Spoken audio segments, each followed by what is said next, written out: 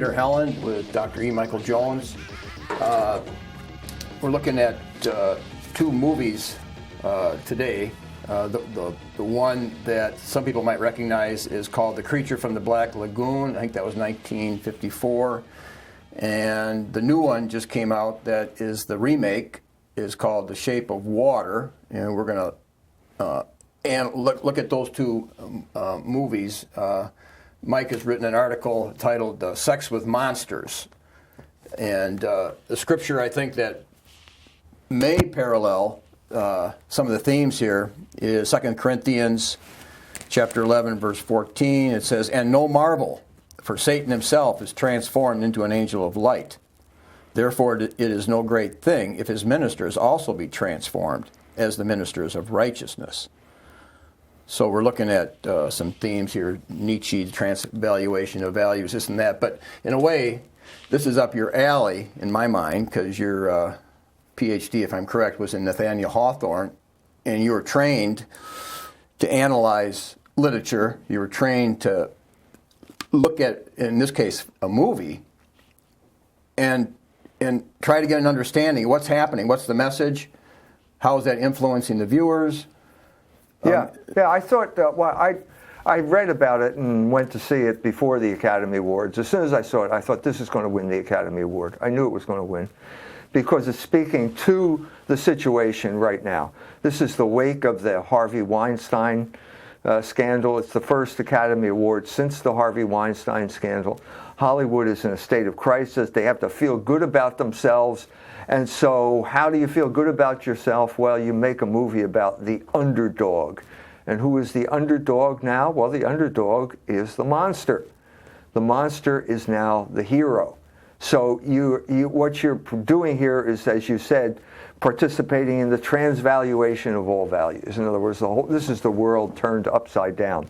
This is the 1950s turned upside down. Whatever was good in the 1950s is now bad. Whatever was bad in the 1950s is now good. And what was bad was the monster. Obviously, the monster is ipso facto bad. And now the monster is not only the hero, it's the romantic lead. That's the way Guillermo del Toro described this monster. The last one we talked about was X-Man, and the hero there became the homosexual. So now we're upgrading? We're upgrading to bestiality, yes. We've left homosexuality behind. So, as I said in the review, which is in Culture Wars, the oligarchs don't think. They hire people to think for them. And so they hire people like Nietzsche and Foucault, especially Foucault, who was hired at Berkeley. He was hired to turn the world upside down. And we have movie producers like Bryan Singer, who did X-Men, and now Guillermo del Toro, to make this palatable or comprehensible to the population at large. So this is like Foucault for the masses. Okay, the transformation of the monster into the hero. That's what we're talking about here. Now you conclude. Your conclusion is pretty powerful. And if I can jump right to it. Your last sentence here, second, is the main reason for this paralysis is the Hollywood film industry, which has convinced us in films like The Shape of Water, which is what we're discussing, to have sex with the monster instead of killing him. So we're being paralyzed by Hollywood's effect of convincing us. So Hollywood's having a tremendous impact. Yeah. Well, let's go back to the 50s. The 50s was in many ways the classic era of the horror movie. And so you had movies like The Invasion of the Body Snatchers, which is about the takeover of the United States by something we don't understand, which was happening at the time. It was basically, that was about social engineering, I think, because everybody knew things were changing, but nobody knew who was doing it. And the people like Uncle Bill looked the same, but he was completely different. It was maybe about communism. Maybe there were communists subverting the... Nobody knew. Nobody knew. You had Them, which was about giant ants, okay, in the sewers of Los Angeles, who were eating people. They're giant ants because they did an atomic bomb test in the desert, and the ants got turned into, Who knows what's going to happen now? But when you saw that at age 7, the creature of the Black Lagoon, what was the conditions of how you saw it? Did your parents take you to the film? No. My parents never took me to movies. We just went to the movies. Everybody went to the movies on Saturday. Right. And you go in, and that's what's playing. It was the neighborhood theater, or the NABE, as they called it in Hollywood. Yeah, what we did, we went to where the community hall dances were, and everybody just sat on the floor Saturday. And then they'd have a break, and you go across to the grocery store and get your candy, and you come back, and the whole community, the kids, would be sitting on the floor. Yeah, that's what you did. It was the Saturday picture show. Yeah. So it was kind of an American ritual, and Creatures from the Black Lagoon was playing at that time. So I did a book on this. It's called Monsters from the Id, which is basically about monsters, about horror movies. It's about Frankenstein, Dracula, and Alien. Del Toro said his favorite was Frankenstein. Yeah. He loved Frankenstein, and the guy that did the costume for Shape of Waters for the monster had done a Frankenstein thing for Del Toro. Yeah. He made a statue of Frankenstein for Del Toro. So I felt that there was a culmination of sorts here. By the end of the 50s, the genre sort of came to a conclusion. It runs in 10-year cycles, but with Forbidden Planet, which had Leslie Nielsen in a dramatic role. And the Forbidden Planet is about landing on this planet, and suddenly everything's out of control, and they're hiding. There's a monster out there, and they can't seem to stop it. So they're basically they're in this hideout, and it's Krell metal, which is 17 inches thick, and the monster's coming through the Krell metal. I mean, how is this possible? And then finally, Walter Pidgeon, who's there, he's the main character, the kind of the old guy, says, well, that's because it's monsters from the id, which is the title of my book. But I mean, basically what they're saying is that the id, or those unconscious desires, those appetites you have, if you let those appetites get out of control, they will become monsters, and they will devour you. Well, guess what was happening in the United States at this time? The appetites were getting out of control. Oh, yeah. Okay, the sexual revolution was just starting up. It had already landed in places like Hollywood, which is in advance of every place else. But the sexual revolution was turning the sexual appetite into a monster. And that's precisely what no one could figure out, you know? That's what Hollywood was about. So the culmination of this was Alien in 1979. Now we're talking about 20 years of time. 59 to 79. So the sexual revolution had already peaked. And now we're heading downhill into another cycle of horror movies, because we're now going to talk about the sexual revolution as it really was, which was monsters. We had created monsters. We had all suffered from the sexual revolution. Yeah, but the producers of these movies, are they conscious? I mean, is this just happening? I mean, why are these movies coming out? Well, I decided I'm going to talk to the people. So I actually interviewed Hans-Rudi Giger, the Swiss guy who created the monster in Alien, which dominated horror movies for 20 years. That monster was so powerful. And I went through his book of drawings, and there are all these pictures of dead babies. All kinds of weird stuff, kind of pornographic, but dead babies. So I got him on the phone. And I said, he was amazed that some American could speak German, so we spoke German. And I said, it sounds to me as if this is about abortion. Did you ever procure an abortion with one of your girlfriends? That's pretty bold. Yeah, why not? Why not? You only have the dime, it's my dime, so why not? So it turns out that all of this is about his girlfriend, Lee Tobler, and she committed suicide.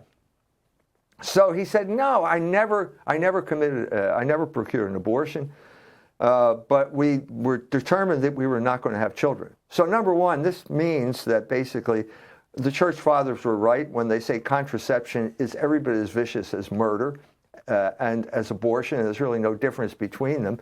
But it leaves out of the picture, maybe you didn't, but maybe someone else did. Maybe I think what happened is that Lee had an abortion, didn't tell you, and then committed suicide. And you're left trying to figure it out. So Giger, this is the monster and alien. This is where the monster and alien came from. This is the guy who created it. And it was about Alien was about the sexual revolution. And it was about how sex now can kill you.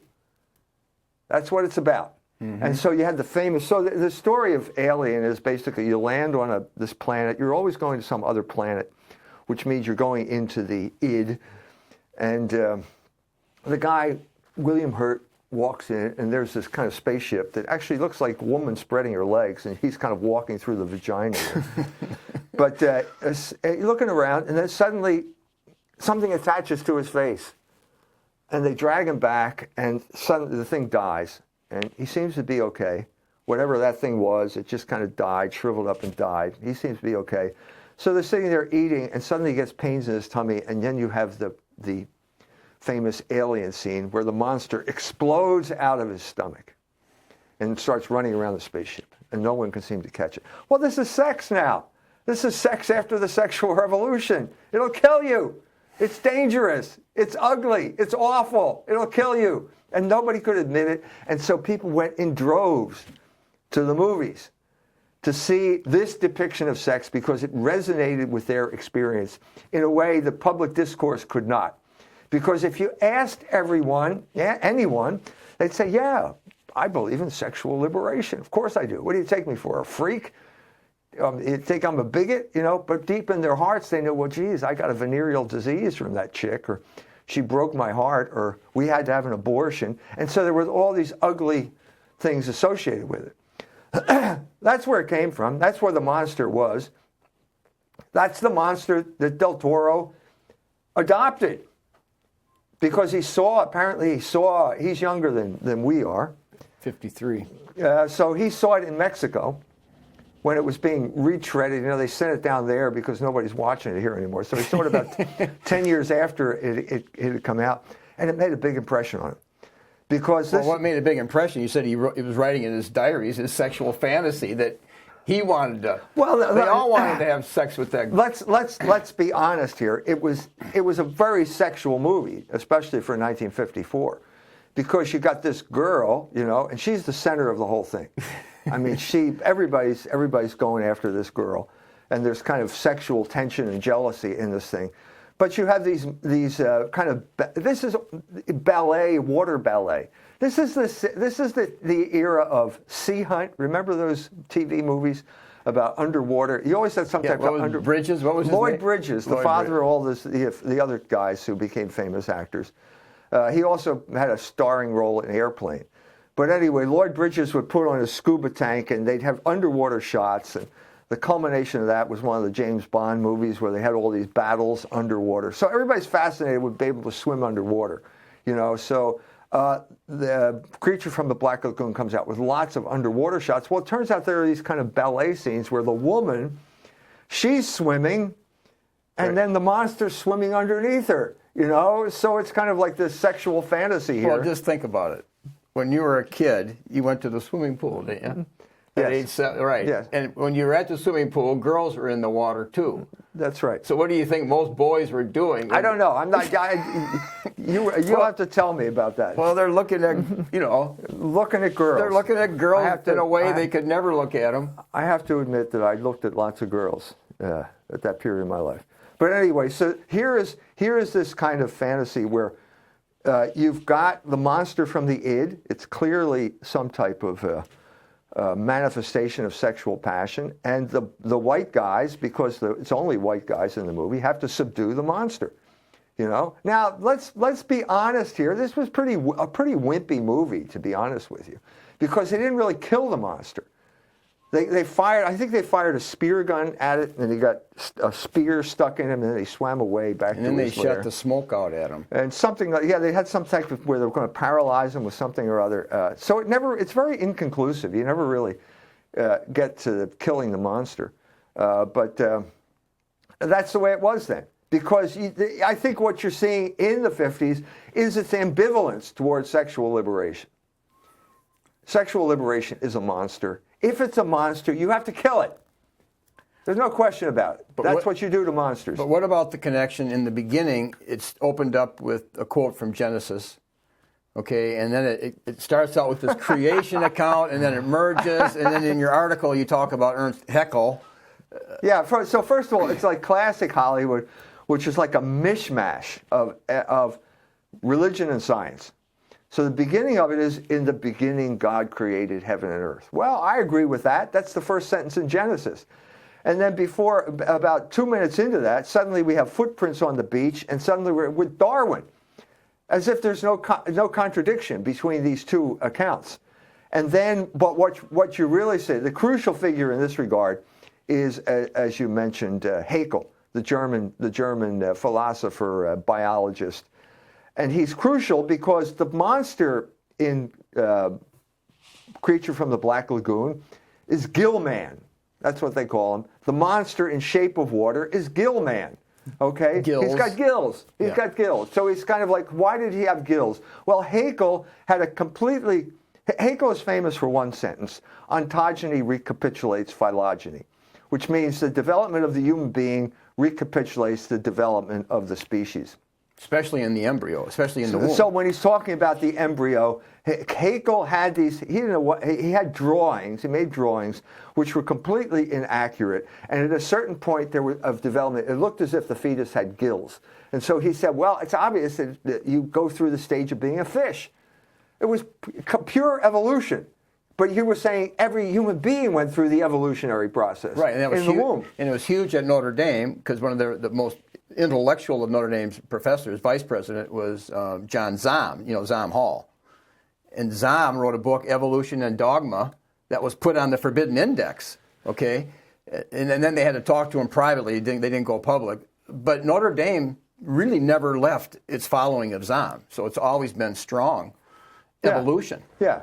And not willing to explore the contradictions, which we have explored in the talk we did on the new atheism and on Harari's book as well, full of contradictions.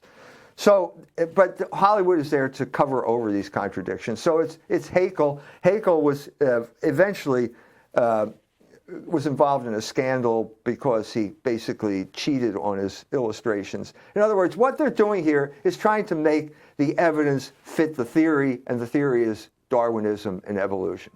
So you're going to fudge the evidence simply to make the theory look right. Right, and Del Toro started out Catholic, and then you noticed in his other films they'd have Catholic symbolism, like the Rosary, and then every film would be less and less. And now by this one, there is no Catholicism. Yeah. Del Toro started out being very Catholic. So if you go to, he'd start out with a horror movie called Mimic.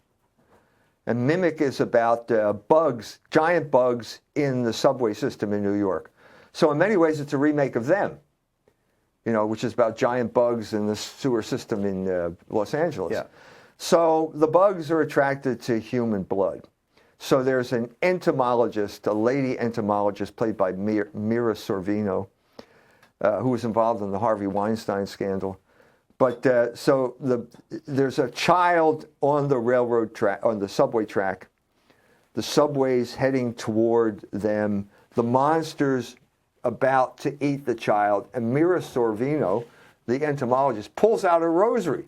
In the crucifix, and there's a crucifix at the end of the rosary, a metal crucifix, and she takes the crucifix and jams it into the palm of her hand. And blood starts coming out. Well, this is obvious reference to Christ. We're in Holy Week now, Christ's crucifixion, Christ shedding his blood for the salvation of mankind. Obvious reference to this.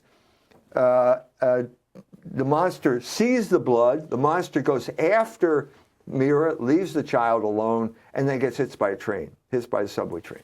So it's a very Catholic movie. Mm-hmm. And I was amazed. I thought, wow, this is really Catholic. Then he went on to do Hellboy. And Hellboy, at the beginning of Hellboy, there's the Nazis are on some island off of Scotland doing one of these weird occult experiments. And the American GIs show up, and they're ready to attack the Nazis. And a priest shows up, and he holds up his rosary. And he says to the lieutenant, "You may need this." And, of course, the lieutenant's an American. "I don't need that crap. Get out of my way." And they have the battle. But there he is still holding up the rosary. You know, he probably is the champion, the Hollywood champion for smuggling rosaries into movies. But he started out, he was raised by a very, very strict, he says, Catholic grandmother. Right. And it's kind of like how Mexico went. You know, Mexico itself, you know, it had strong Catholicism, and then it had these communist moves, you know, and he's kind of yeah, like... it's a land of extremes. There's no middle ground in Mexico. Either you're, you know, you go to the beach on Lake Michigan and there's a Mexican guy with Our Lady of Guadalupe tattooed on his back. You know, this is real Mexican devotion. But it's also the home of Plutarco Calles, and it was a haven for every commie in the world during the 1920s, including Trotsky, who showed up there. If you want that story, you can watch the movie on Diego Rivera and his girlfriend, the painter, whose name escapes me at this point. But anyway, that's what it was. So it's this land of extremes, and he's got this kind of folk Catholicism that is, I don't want to say anything bad about folk Catholicism, but it's local. And chances are, if you remove it from its locality, which is Mexico and Our Lady of Guadalupe, it may not thrive. And this is one of the chronic problems of immigration to America. People bring their culture with them, and it's transplanted in soil where it will not thrive. And I have to say, in defense of the triple melting pot, the Catholics did thrive in their way, and they did assimilate in their way, and they had a vibrant culture, but it could not survive as a Catholic culture. And so you have all these Catholic politicians and all of these Catholic justices on the Supreme Court, and they don't make a damn bit of difference about anything. It's still the great Satan, no matter how you look at it. Sodomy, usury, you know, that's what this country stands for, and the Catholics haven't done anything to stop that. Well, their strategy of assimilation didn't work. It didn't work, and Americanism does not work, and we could talk about that a long time. But Guillermo del Toro is an example of this. I hate to say it, but this is the most completely political correct movie to come out in a long time. It is like total political correctness. And I think you just mentioned that Del Toro just got divorced. Yeah, that's what I read. That he got so divorced. Anyway, it looks as if he's gone over to the dark side. Complete capitulation to the great Satan. He's going over to the dark side. And now he's making movies that they love. And guess what? They gave him an Academy Award for it. So it's not surprising here. It's not surprising. But we're talking about why we've all become monsters. Well, I remember reading a quote. He said, he quotes this guy. He goes, "I'm an atheist, thank God. Thank God I'm an atheist." You know, you know, like it's, you know, I broke through and now I see the, you know. What do I mean here? There's a lady by the name of Professor Hendershot, who wrote a book called The Politics of Deviance, and she said deviance is constant. There is always going to be something that is right and something that is wrong. You can't live in a world where there's no right and there's no wrong. They tell you that for a while until they get in power, and then when new people get in power, they impose their own views of right and wrong. So, the main thing that got transformed during this period of time was the idea of sexuality. And what used to be right in the 1950s is now wrong, and what was wrong in the 1950s is now right. And the classic example would be sodomy. Of course, sodomy. Mm-hmm. So what we have to do, since we have abandoned real morality as a country, as a nation, and as a culture. Well, you can't abandon right and wrong. You have to have some sense of right and wrong. So now what happened is what Nietzsche said. You have the transvaluation of all values, and now you're saying that anything in the 50s that was good is now bad, and anything that was bad is now good. And that's the world we live in. Well, you know, it's the anti-50s. You know, Freud, you know, the scripture says mortify the deeds that put to death, in the first four it lists are sexual. So, you know, so the Christian was always, you know, that's one of the things you work on. You put the sexual impulses. Well, the Greeks had similar views. They would just say, instead of putting it to death, which is kind of a Hebraism, which is kind of an exaggeration, they would say, well, you have to put the passions under the control of reason. Yeah. You have to have reason in control. But then with Freud and all that, they started... Well, Freud accepted completely the Platonic notion of the soul. He called it, changed the names. Instead of reason, spirit, and appetite, or reason, will, and appetite, he called it superego, ego, and id. And that's where we got the term monsters from the id. And he didn't do it exactly. He felt that culture was dependent upon suppressing sexual desire, but his disciple did. I mean, Wilhelm Reich was his disciple, studied directly under Freud, and applied Marxism to Freudianism, and basically that turns the world upside down. So now it's desire rules reason, and that's the world we live in. Right, and so even in the seminaries and all that, they were saying, well, you gotta... Now, when desire when you remove any type of rational restraint from desire, desire becomes a monster. The simplest example is the horse, which is the example that Plato used. Basically, the rider on the horse. If the rider is in control, everything's fine. If the horse is in control, then you're in trouble. And I've been in situations like this. As a kid, we used to ride horses, and these horses were so tired, they knew when they had enough, and they would turn around and head back to the stable, and you couldn't do anything to stop them because they were going home. Yeah. You know. And so I'm on this horse, and this horse starts galloping toward the street.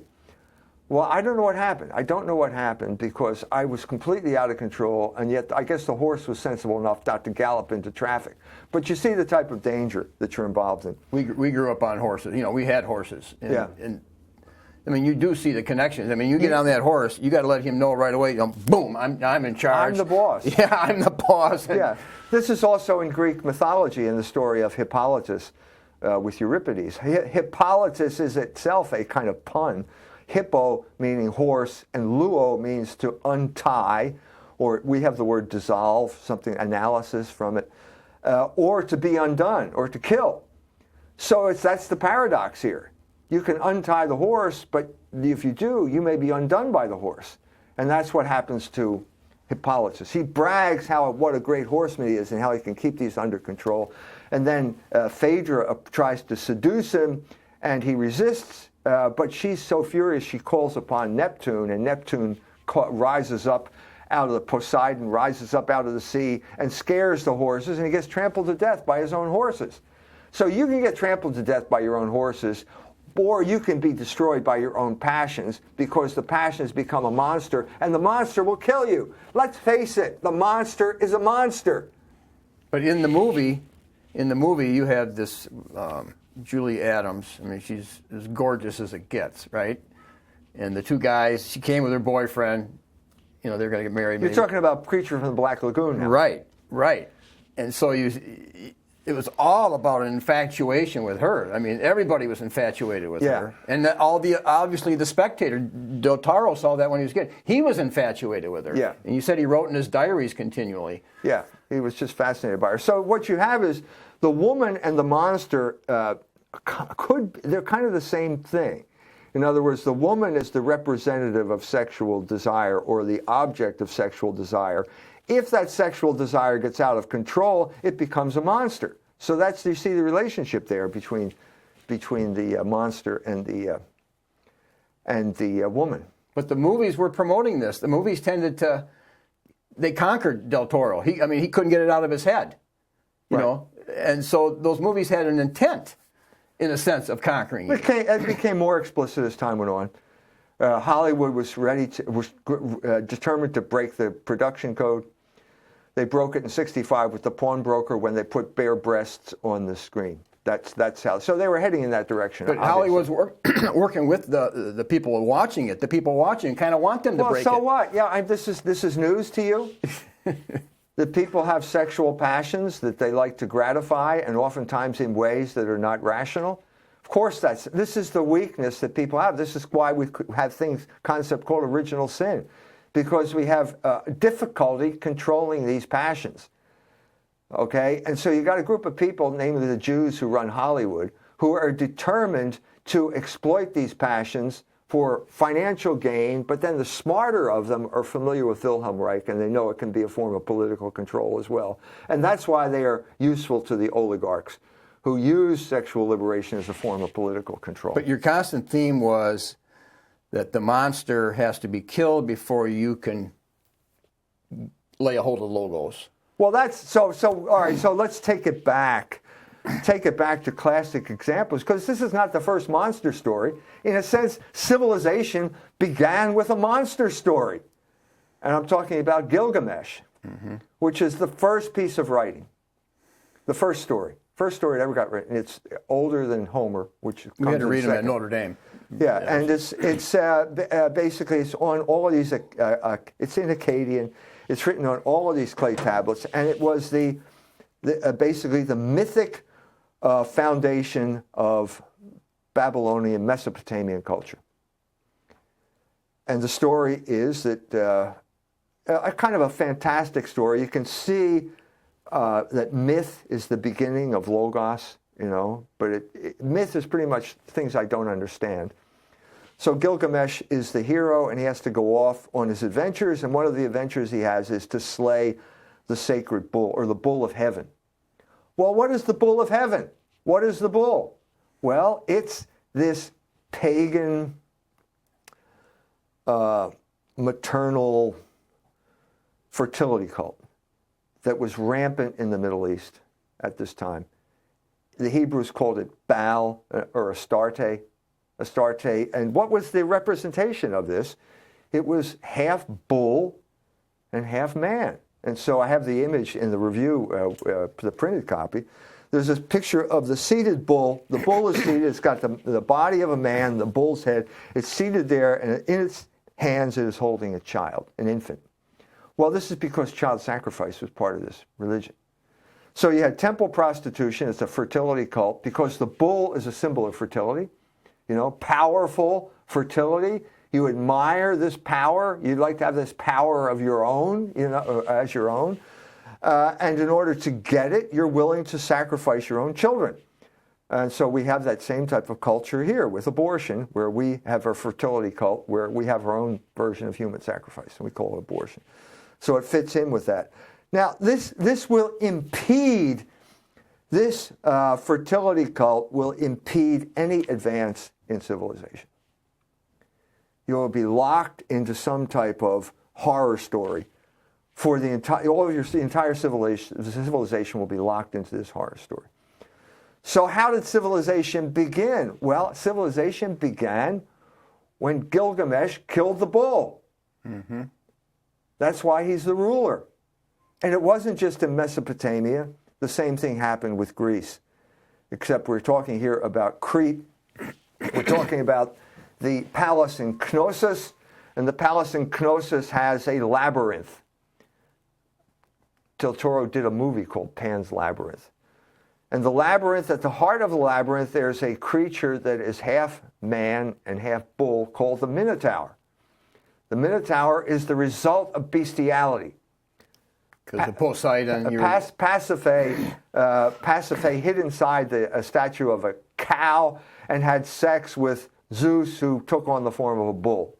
And the offspring of this bestiality is the Minotaur. And the Minotaur demands human sacrifice. And at this point, Greece, Hellas, whatever you want to call it, the Achaeans, the Mycenaeans, are a colony of the Minoans. And the Minoans exact tribute, and the tribute is every 3 years you have to hand over 9 young people who will be sacrificed to the Minotaur. Well, Theseus is a Greek boy who thinks this is unjust, and he goes and he slays the Minotaur. He kills the monster, and this is the beginning of Greek culture. This is the rise of Greece. So it's the David and Goliath. It's more, I would say it's more like Moses and the golden calf. But basically, it's a monster. in order for your culture to proceed, in other words, in order for Greece to achieve its independence from this Minoan tyranny based on human sacrifice, you have to kill the monster. Mm-hmm. Of course, the parallel would be they had to tear down the Astaroth poles, the prophets, right, which represented fertility goddesses. I mean, it was like this female sexual thing. Right. It was temple prostitution. That's in the absence of any real type of spirituality. The closest thing to spirituality and transcendence people come to is sexual intercourse. Gives you that sense of cosmic feeling. Okay, and that was exploited by these people. And in order for civilization to proceed, you had to kill the monster. You had to slay the bull, and that's why Gilgamesh was the hero, and that's why Theseus was, in many ways, the founder of Greece, because he killed the monster and liberated those people from the hegemony of the monster god, which demanded child sacrifice. Now, we're all living way beyond that, and what you're seeing here is a return to the very thing that Theseus killed and Gilgamesh killed. In other words, a return to the worship of the monster, child sacrifice, Moloch, whatever you want to call it. And Del Toro is leading the charge. He's leading us all back into bondage to the monster by portraying the monster as the romantic, Gill-man as the romantic lead in this movie. Well, I mean, to broaden it, World War II, the god of the soldiers, on a practical basis, was sex. Okay? I mean, that's how we were raised. I mean, that was their collective god. It was sexual interest and pursuit to kind of help those soldiers together. Wars always have a corrupting effect on morals. There's no way. Wars and prostitution go hand in hand. There's never been a war without prostitution. And the Second World War was no exception to that rule. But some wars, like, let's say, with Cromwell, they had a strong religious, and in the South. Their religion was the religion of Moloch. Cromwell was a Judaizer. He repudiated Jesus Christ and worshipped the Old Testament God, who was the devil. He worshipped the devil.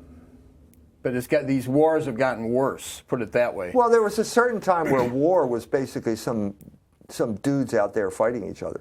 If you look at the war, the next great advance in civilization would be Homer's Iliad, which is this description of war between the Trojans and the Achaeans, which took place before the plains of Ilium. And that was just guys fighting guys. That's all it was. Of course, when the one side won, they would go in and rape and pillage, and they'd steal all the women, and take them back with them, And Herodotus said this was basically the cause of the war between Greece and Persians. It was basically abducting women. One side would abduct a woman back and forth, and that's what led to the war. But no matter how you look at it, I mean, the wars were more limited in scope than they are now. And now the change took place during the American Civil War, where the North waged a kind of genocidal campaign against the civilian population of the South, which is what Sherman's March to the Sea was.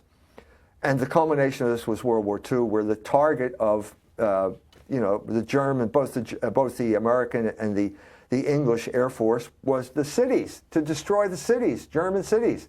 They had the culmination was Dresden, had no military value whatsoever. Why did they firebomb Dresden? Well, to terrorize the German population.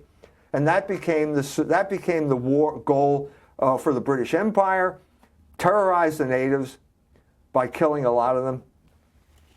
And the Americans took it over in World War II. Right, so it's less and less Christian, and then it's going the other way. So that brings us to the scene, the setting of this movie is the Cold War. And you have Americans involved in the Cold War, and of course there are the Russians who are also white guys, and they're involved in the Cold War, and they're both trying to steal Gill-man, because they need him to dissect them so they can figure out how they can breathe in outer space. Yeah, breathe in outer space. Some weird, typical Hollywood sci-fi stuff. So the Russians are involved in this thing, and there's a Cold War. And the Russians are portrayed as villains, which also fits into our current situation right now. In case you didn't notice it, the Russians are bad people. They murder diplomats with poison in England and stuff like this, and we need to do something about the Russians. We are on the brink of war once again. And so part of the feeling that you have as a spectator in this whole thing is that, yeah, I do kind of sympathize with Gill-man and the underdog, because we all hate the American empire. Because the whole world does. That's kind of the whole world does, and Hollywood is notorious for hating America, because they're Jews and they hate every host country they ever live in. So there's a kind of resonance here, We sort of do feel sympathy because the American empire has become a monster all on its own. I mean, just to update things. Yesterday there was an article about the congressional hearings. And the congressional hearings were on Putin's State of the Union speech, in which he said that the Russians now have missiles that can hit any part of the United States. More so than they ever could. More so. It's like something new. Yeah. So the congressman said, "Is this true? Gee, this is important." So they call on the military.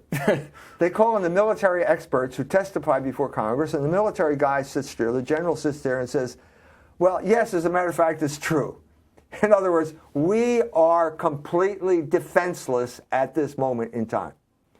The Russians could obliterate any city they want in the United States of America. But they always could. But he said, we can strike back after they do it. So they can obliterate New York City, but we'll take out Minsk. We'll show them.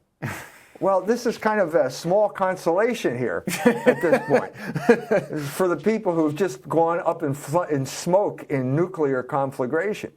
So this is the era that we're living in. We're demonizing Russia. Okay,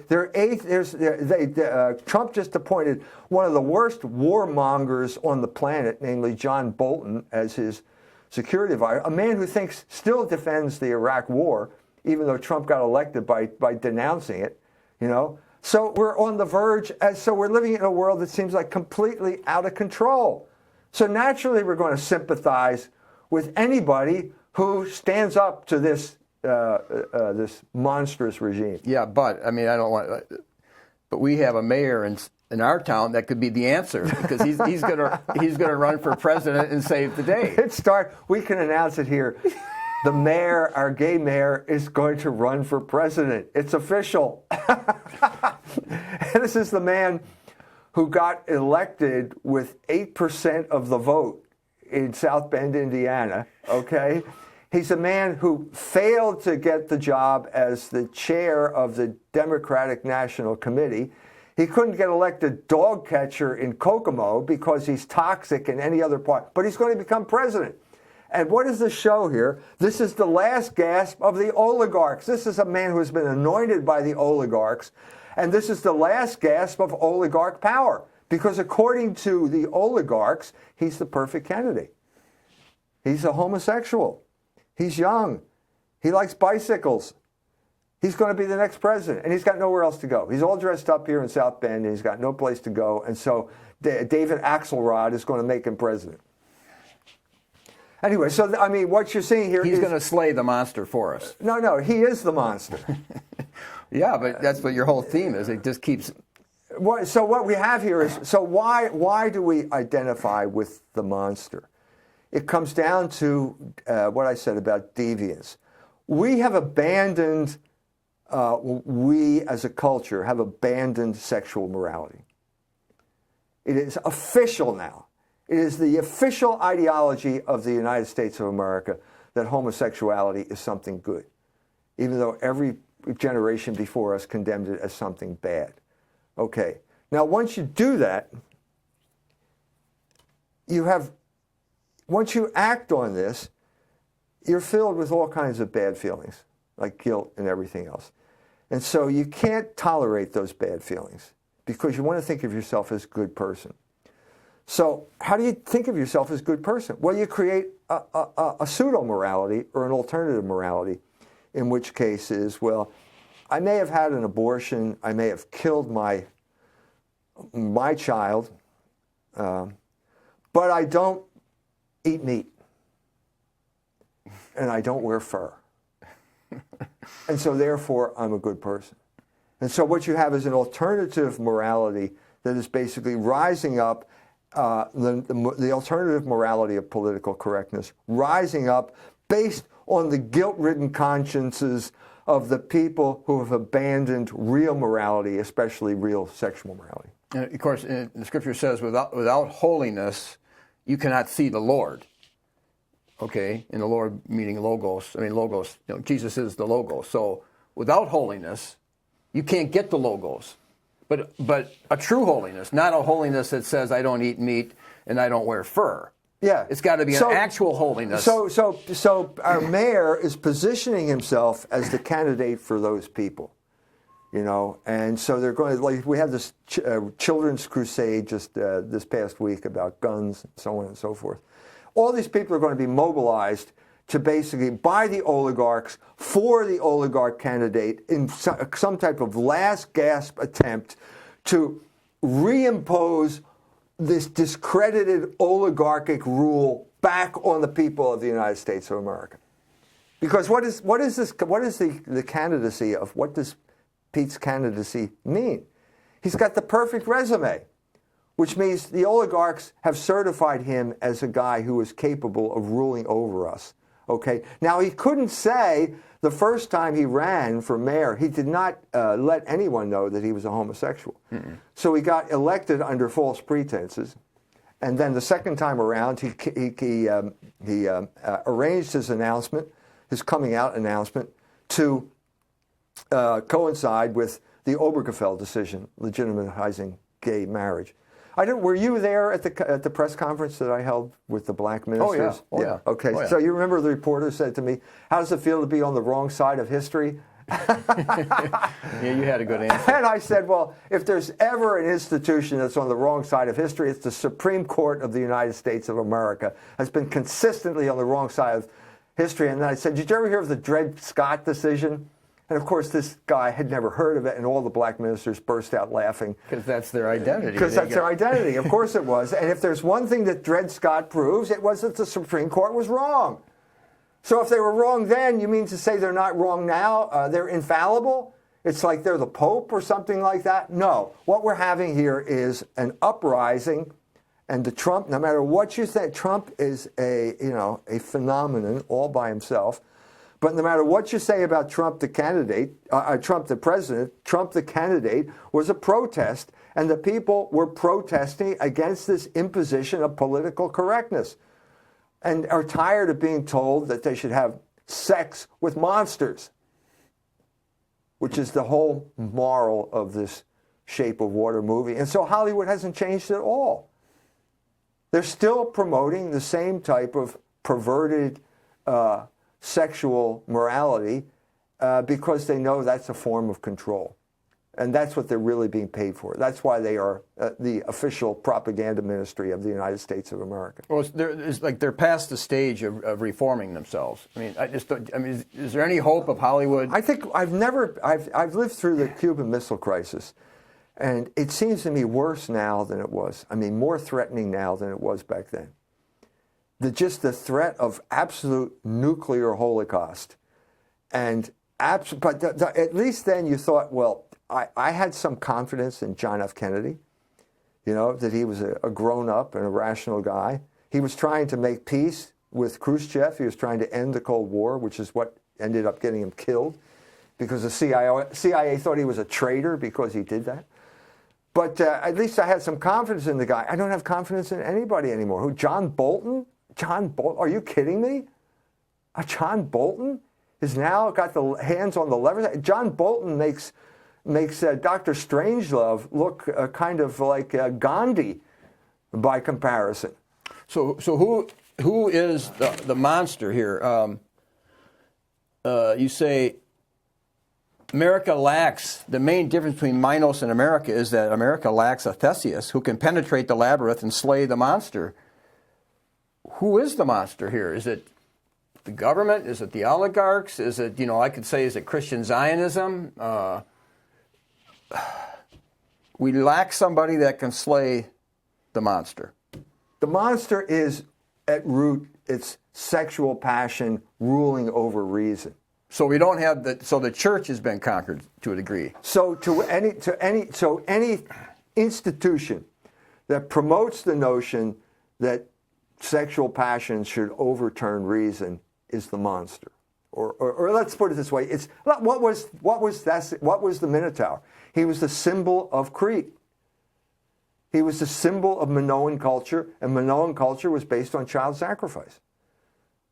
So that's what the monster is. And it could only go so far, and then it stopped, you said. Well, I mean, it will take it to its logical conclusion, which will be the total destruction of culture and the total enslavement of people.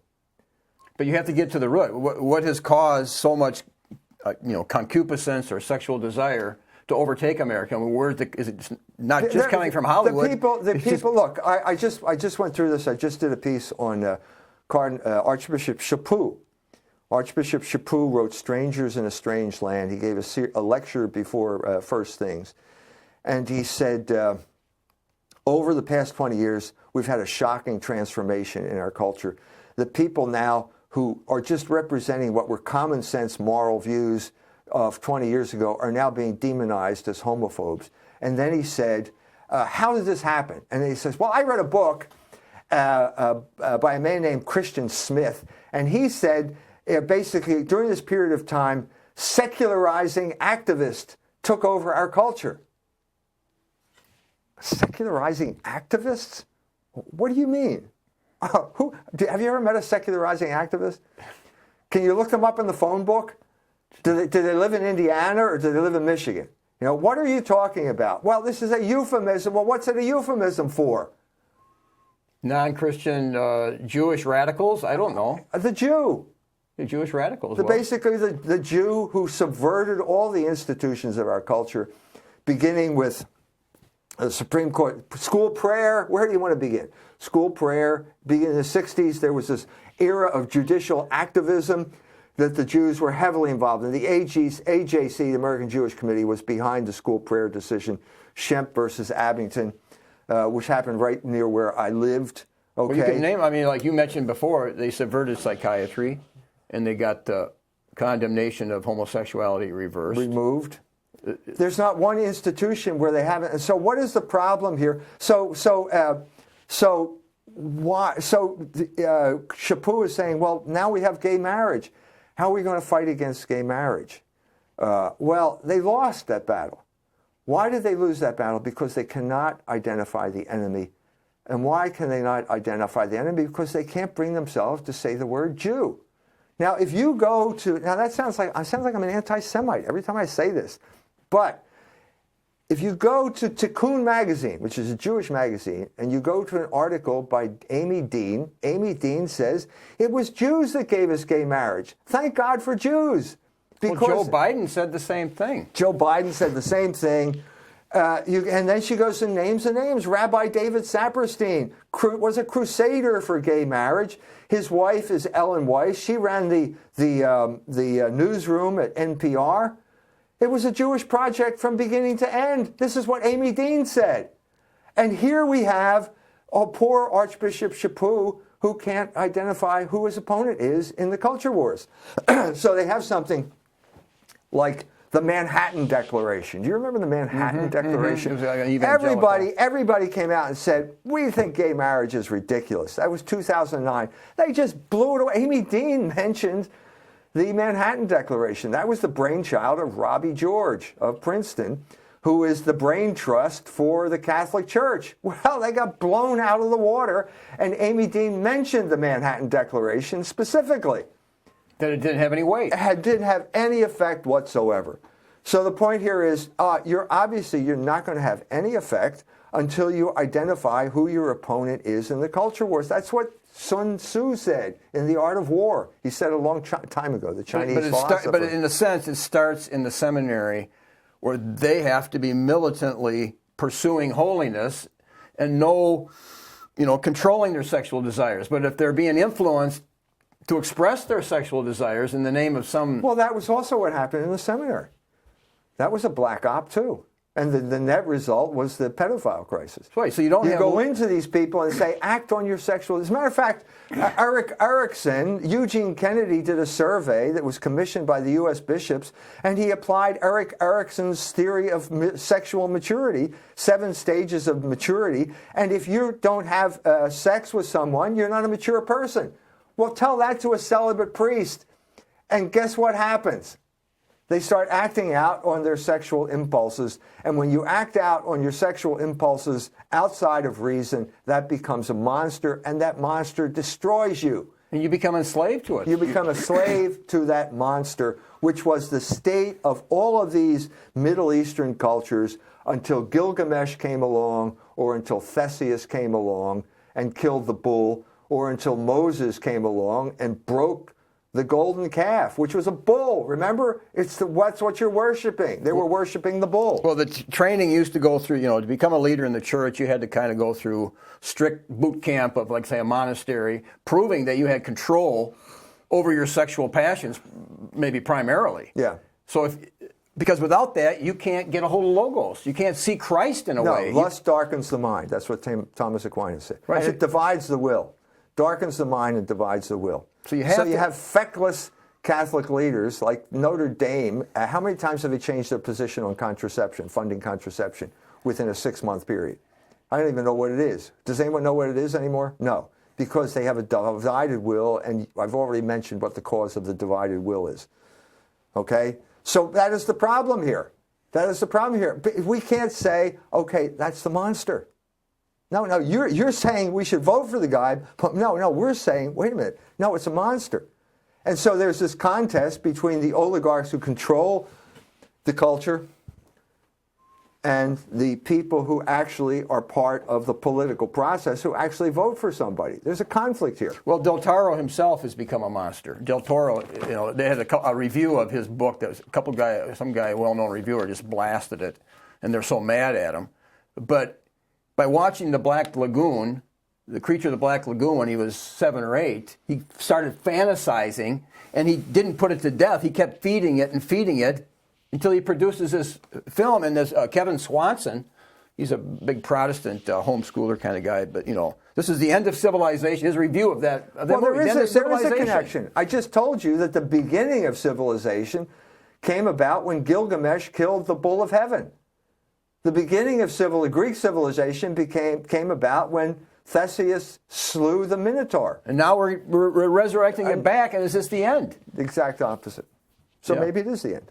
Yeah. Nothing lasts forever. Well, you said the world as we know it's the end as we know it. The end of the world as we know it. And this guy was... confirmation of that fact. Yeah, they're putting him all over because he just said it real briefly, but it's got him so scared that you're saying this. Yeah. So... we got 1 minute left. You're still working on the book Logos? Yes. This was a chapter? Actually, the whole story of Gilgamesh is part of the chapter on Logos, because that was a great advance. That was the advance. In order for Logos to advance in Mesopotamia at this point, Gilgamesh had to slay the bull of heaven. Okay. It's no different. If it's a monster, you've got to kill it. Otherwise, the monster takes over and you become its slave. Right. Or he eats you alive. Okay. Peter Helen with Dr. E. Michael Jones on the show Israel.